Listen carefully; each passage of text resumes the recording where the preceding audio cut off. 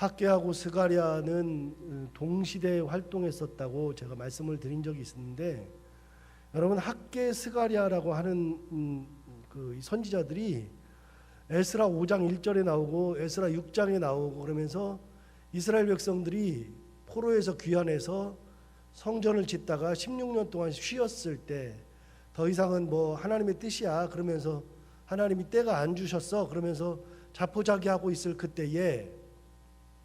그때 이스라엘 백성, 유다 백성들이 그러고 모든 것에서 손을 다 놓았을 때 학개 스가랴가 나와서 외치면서부터 다시 성전 건축이 시작됐다 그랬잖아요. 학개와 스가랴. 근데 성경 배열도 학개와 스가랴를 같이 배열했어요.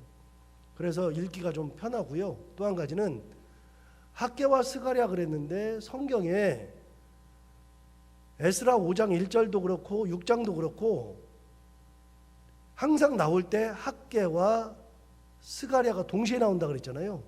근데 누가 먼저 나오냐면 학개가 먼저 나옵니다. 학개가 먼저 나온다는 것은 우리는 수요성경 공부하면서 그런 얘기를 많이 들었는데 이름이 나올 때 가장 먼저 나오는 사람이 중요한 거예요? 뒤에 나오는 사람이 중요한 거예요? 앞에 나오는 사람이 중요한 거예요.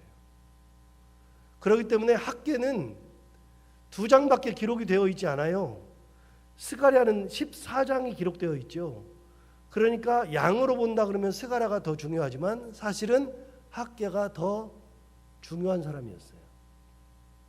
어쨌든지 간에 학개와 스가랴가 동시에 외치기 시작했는데 학개가 외치는 거하고 스가랴가 외치는 것은요 굉장히 근본에 있어서 달라요. 학개는 굉장히 직설적 표현을 해요. 환상 이런 거 없어요. 하나님의 말씀이 너 성전을 건축하다가 쉬는 사람들한테 너희들 쉬고 있지? 너희들이 그렇게 얘기하는 거 내가 알아. 뭐라고 얘기하냐면 하나님의 때가 이르지 않았기 때문에 우리가 아직 건축을 못해. 그렇게 얘기하는 것을 학개가 직접적으로 지적하죠.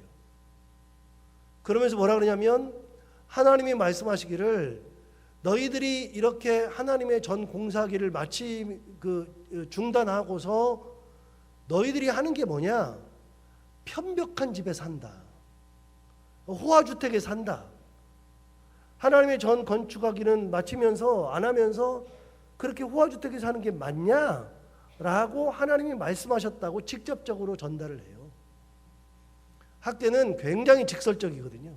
스가랴는요 단 한 번도 성전을 건축해라 그런 말을 잘 안 해요. 잘 안 하고 환상을 주로 얘기해요. 환상과 하나님께서 다른 나라에 벌 주시는 거, 그리고 성전이 건축되면 하나님이 다시 오셔서 이곳에 좌정하시는 거, 이런 것들을 얘기하죠. 그러니까 뭐가 어렵냐면 우리가 읽을 때에는 학개와 스가랴 중에서 뭐가 어렵냐면 스가랴가 절대적으로 어렵습니다. 환상이 많이 나오기 때문에 환상을 해석을 해야 되는데, 여러분 환상을 해석할 때 스가랴는 성전 건축을 위해서 환상을 계속 본 것을 이야기하니까 그 봤던 환상은 전부 다 해석할 때 뭐와 관련이 있어요? 성전 건축과 관련이 있어요. 그거를 다시 잡아내기가 쉽지가 않아요. 그러니까 스가랴는 읽을 때 굉장히 어렵고요. 학개는 굉장히 쉽습니다. 그것이 이제 스가랴가 14장까지니까 굉장히 어려운 14장을 지나가면 이제 그 다음에 말라기고, 말라기가 끝나면 구약 성경이 끝납니다. 그러니까 14장, 말라기 4장 그러면 18장이죠. 앞으로 18번만 구약을 설교하면 구약 성경이 끝납니다. 자, 그러면 스가랴 1장을 한번 볼까요? 스가랴 1장을 보면 다리오 왕 제2년 8째 달 그랬어요. 자, 여기부터 보죠. 다리오 왕 제2년 8째 달 그랬는데, 여러분 학개와 스가랴가 제가 동시대에 활동했다 그랬는데 학개 1장 한번 가볼까요? 1장 1절에 보시면 다리오 왕 제2년 6째 달 그 달 초하루죠. 학개가 외쳤을 때 첫 번째 외침이 다리오 왕 제2년 6째 달 초하루. 그런데 스가랴 1장에 보면 다리오 왕 제2년 몇째 달? 8째 달이죠. 그러니까 스가랴의 외침은 학개 외침보다 몇 달이 늦어요? 2달이 늦어요. 그런데 학계 2장으로 넘어가 봐요. 2장으로 넘어가면 1장 마지막 절 15절에 보시면 그때는 다리오 왕 제2년 6째 달 24일 그랬으니까 학계가 외침이 있고 24일에 성전 지대를 놓는 거예요. 건축을 시작하는 거예요. 그리고 2장 1절에 보시면 7째 달 곧 그 달 24일 21일 그랬으니까 학계가 두 번째 외침이 언제냐? 다리오 왕 제2년 7째 달 24일. 그리고 나서 스가랴가 외치는 거예요. 그런데 여러분 학계 2장 10절을 보세요. 2장 10절을 보시면 다리오 왕 제2년 9째 달 24일이죠. 그러니까 여러분 순서대로 보면 학계가 외친 거 보면 다리오 왕 제2년 6월 1일, 6월 24일, 7월 21일, 9월 24일이죠. 그 사이에 8월 달에 스가랴가 외치는 거예요. 자, 거기 보세요. 스가랴 1장으로 가보세요. 스가랴 1장으로 가시면 1장 1절에 다리오 왕 제2년 8월 달이죠. 그 순서대로 보면 비슷한데 스가랴가 학계가 외치는 것보다도 2달 늦게 하나님의 환상을 보고 하나님의 말씀을 듣고 외치기 시작한다. 여러분 그러니까 2달 늦게 외쳤지만 사실은 비슷한 시기죠. 굉장히 비슷한 시기죠. 누가 먼저 앞서갔어요? 학계가 앞서갔어요. 그래서 성경에도 학계가 먼저 나오고 중요한 인물도 학계가 중요한 인물이에요. 그런데 어쨌든 간에 2달 있다가 스가랴가 외침을 시작해요. 자, 드디어 외치기 시작하는데 뭐라고 외치느냐? 첫 번째는 환상을 외치는 게 아니에요. 2절을 보시면 여호와가 너희의 조상들에게 심히 진노하였느니라. 이게 첫 번째 외침이에요. 자, 성경을 읽을 때 뭐가 중요하다 그랬냐면 1장 1절이 중요하다 그랬죠. 자, 선지서에서는 뭐가 중요하다 그랬어요? 1장 1절이 중요하지만 두 번째는 뭐가 중요해요? 첫 번째 뭐라고 말씀하셨느냐. 거기에 다 들어있어요. 첫 번째 하나님이 뭐라고 말씀하시느냐. 서신서에서는 뭐가 중요하다 그랬죠? 서신서는 1장 1절과 1장 2절은 항상 인사로 시작한다 그랬죠. 서신서는. 그래서 인사로 시작할 때는 뭐라고 하느냐? 사도 바울이 자기를 항상 규정을 해요. 뭐라고 규정하느냐? 예수 그리스도의 종 사도 바울. 그러니까 사도 바울은 자기를 뭐라고 항상 규정했냐면 나는 하나님의 예수 그리스도의 종이다. 하나님으로부터 부르심을 받은 하나님과 예수 그리스도로 부르심을 받은 그러니까 사도 바울은 항상 자기를 어떻게 규정했냐면 누가 나를 불렀다? 예수님이 불렀다. 하나님이 불렀다. 두 번째 내가 누구 종이다? 예수 그리스도의 종이다. 이거를 편지마다 1장 1절이나 1장 2절에다가 꼭 얘기를 해요. 무슨 말이에요? 내가 너희들에게 편지하는데 내가 사도로 부르심을 받아서 내가 사도로 편지하지만 이 사도라는 것은 하나님의 부르심에 의해서 내가 사도가 된 거다. 내가 잘나서 사도가 된 게 아니라 하나님의 부르심으로 사도된 거다. 그리고 나는 예수 그리스도의 종이다 라고 하는 자기 정체성을 정확히 밝히고 시작한다고요. 그러면서 항상 뭐라 그랬어요? 예수 그리스도로부터 주시는 은혜, 하나님으로부터 주시는 은혜와 평강이 너에게 있을지어다. 그러니까 항상 사도 바울은 편지를 시작할 때 편지를 받는 사람들에게는 두 가지의 것이 있어야 된다 그랬어요. 은혜와 평강이 있어야 된다 그랬어요. 그거 집에 가서 읽어보세요. 은혜와 평강이 안 나오는 데가 없어요. 항상 은혜와 평강이 나와요. 그만큼 중요한 거예요. 사도 바울에게서 가장 중요한 것은 그거예요. 여러분 선지서에서는 가장 중요한 게 뭐느냐? 선지서에서는 1장 1절에 그 사람에 대한 소개가 중요하고요. 두 번째 1장 2절이나 3절에서 항상 나오는 게 첫 번째 하나님이 뭐라고 말씀하시느냐. 굉장히 중요한 거예요. 시편에서는 뭐가 중요하다고 그랬어요? 1절이 중요하다고 그랬어요. 왜 1절이 중요해요? 1절에다가 자기가 하고 싶은 일을 먼저 집어넣고 시작해요. 1절이. 유언에서 다윗의 유언에서 가장 중요한 게 몇 절이라고요? 무조건 1절이라고요. 그런데 이 스가랴에게 주시는 하나님의 첫 번째 말씀이 뭐냐면 2절을 보세요. 여호와가 너희의 조상들에게 심히 진노하였느니라. 지금 이스라엘 백성, 유다 백성들이 성전을 지대를 막 놓고서 시작을 막 하려고 하고 있는데 스가랴가 하는 말씀이 그 하나님의 대언의 말씀이 뭐냐면 하나님께서 너희 조상들에게 심히 진노하였다. 무슨 말을 하고 싶어요? 하나님이 조상들에 대해서 얘기하고 싶은 거예요. 조상들에 대해서. 3절에 보시면 그러므로 너는 그들에게 말하기를 만군의 여호와께서 이처럼 이르시되 너희는 내게로 돌아오라 만군의 여호와의 말이니라. 그리하면 내가 너희에게로 돌아가리라 만군의 여호와의 말이니라. 하나님 뭐라 그러냐면 너희는 내게로 돌아오라 그랬어요. 그 말은 뭐예요? 너희 조상들은 내게로 돌아온 적이 없다 그 말이에요. 그래서 대노했다. 하나님이 진노했다. 그러니까 너희들은 뭐 하라고요? 내게로 돌아오랴 여호와의 말이니라. 그리하면 내가 너희에게로 돌아가리라 여호와의 말이니라.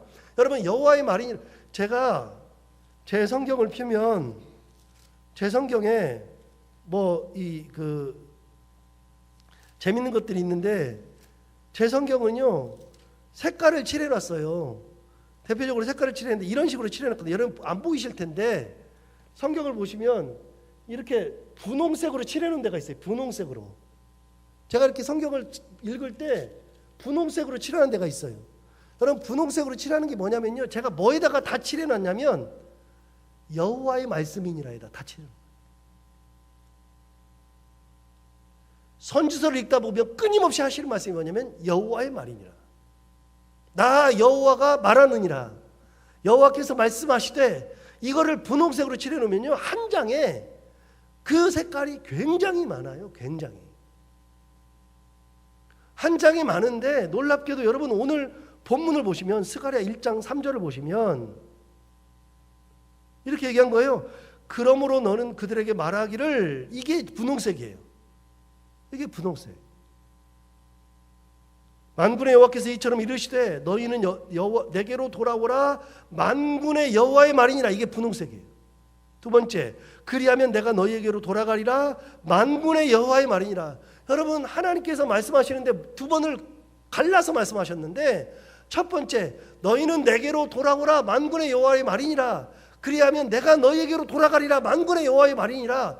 여러분 다 만군의 여호와의 말이니라라고 하는 말 속에는 뭐가 들어있어요? 하나님의 권위가 들어가 있는 거예요. 권위가. 확증을 말씀하시는 거예요. 하나님 무슨 말씀하시고 싶으셔요? 돌아오라. 너희 조상들에게 내가 진노하였느니라. 돌아오라. 뒤집으면 너희 조상들이 돌아온 적이 없다. 그렇기 때문에 내가 진노했다. 그러니 너희들은 내게로 돌아오라. 그리하면 내가 너희에게로 돌아가리라. 그 말은 뒤집으면 너희 조상들이 내게 돌아오지 않았기 때문에 내가 그들과 함께하지 않았다.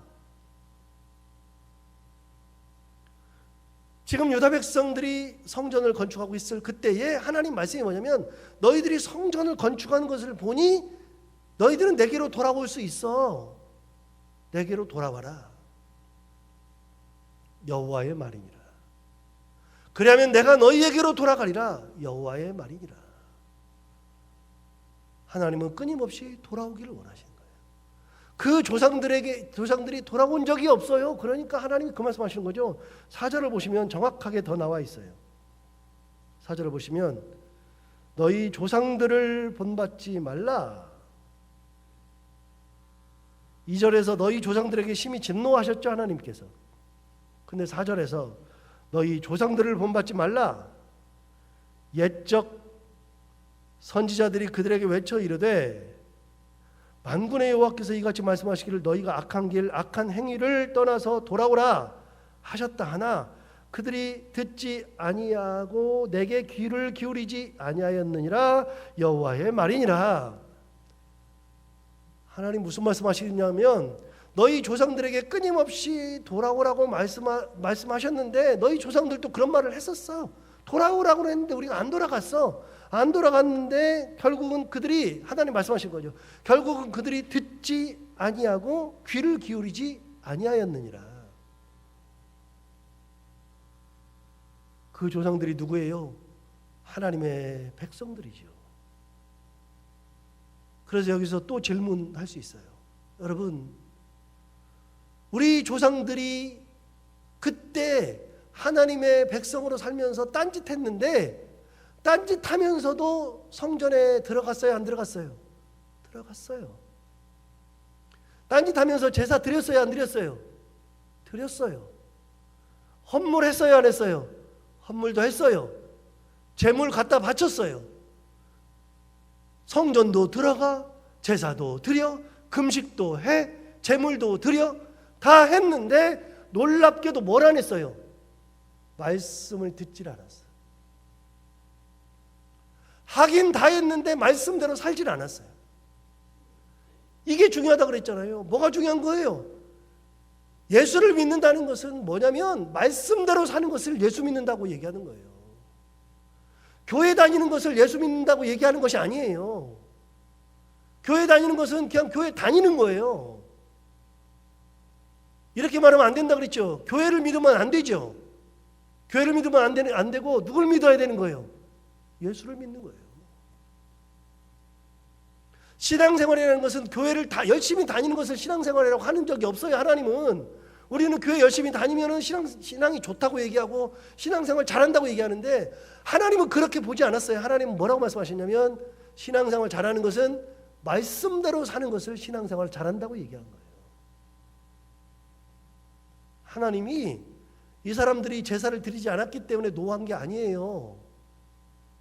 이 사람들이 헌물을 안 해서 노한 것도 아니고 금식을 안 해서 노한 것도 아니고 이 사람들이 하는 것은 다 하면서 딴짓했어. 그러면서 말씀을 듣질 않아요. 하나님 뭐라고 말씀하세요? 그들이 듣지 아니하였다. 귀를 기울이지 않았다. 보세요. 제사를 드리지 않았다. 없어요. 헌물하지 않았다. 그런 것도 없어요. 금식하지 않았다. 뭐 없어요. 성경을 아무리 뒤지겨도 금식 안 한다고 뭐라고 한 적이 한 번도 없다니까요. 말씀대로 살지 않으니까 혼낸 거예요. 말씀대로 살지 않으니까 망한 거예요. 그러니 어느 교회에서 신앙생활하느냐가 중요한 것이 아니고요. 어느 곳에서 신앙생활하도 아무 상관없어요. 없는데 가장 중요한 건 뭐냐면 어느 곳에 있든지 하나님의 말씀대로 신앙생활을 해야 되는 거예요. 이것 때문에 진노하신 거예요. 돌아오라는 거는 뭐예요? 말씀대로 살아라. 말씀대로. 그래서 얘기하는 거예요. 너희는 내게로 돌아오라 여호와의 말이니라. 그리하면 내가 너희에게로 돌아가리라 여호와의 말이니라. 너희가 내 말을 듣고 내 말씀대로 살고 순종하고 그렇게 살면 내가 너희들에게 가서 너희들과 함께 거하리라. 여러분 말씀을 듣지 않으면 어떤 일이 벌어지냐면 이게 바로 에덴 동산이에요. 에덴 동산에서는 어떤 일이 있어요? 불순종이 일어나는 거예요. 죄를 졌다고 말하는 거죠. 에덴 동산에서 죄를 졌다고 얘기하는데 여러분 에덴 동산에서 말하는 그 죄가 뭐예요? 불순종의 죄예요.